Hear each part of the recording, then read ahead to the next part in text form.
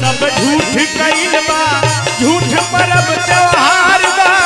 झूठ परब त्योहार बा कर्म धर्म जब झूठ कइल बा झूठ पर्व त्योहार बा झूठ पर्व त्योहार बा। लेकिन झूठ बकासी का बा घूमल झूठ बकासी का बा घूमल झूठ गइल अजमेर बा राम जी का घर में अंधेर नहीं देर बा राम जी का घर में अंधेर नहीं देर बा राम जी का घर में।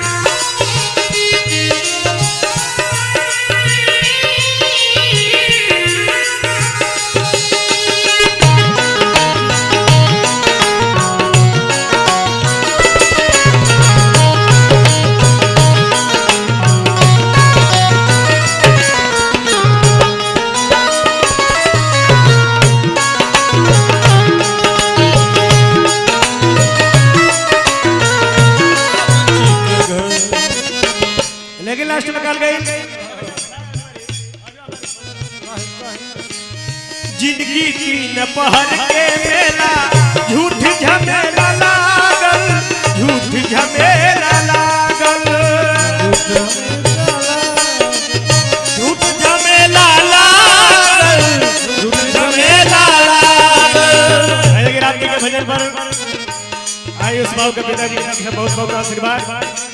भगवान से मंगल कामना रहे हमेशा मंगल कामना खातिर ऐसे कल गए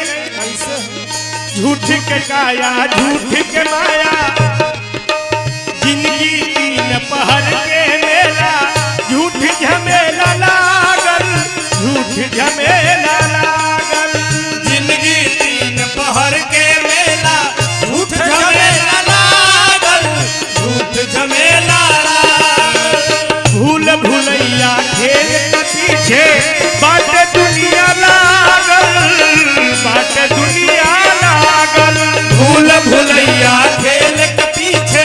बाट दुनिया लागल बाट दुनिया लागल।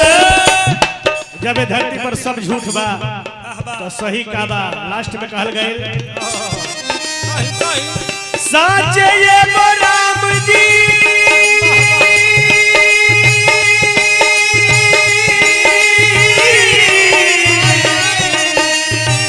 साचे ये राम जी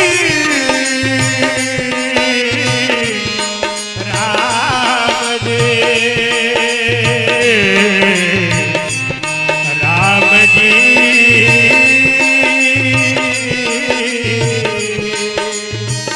साचे ये राम जी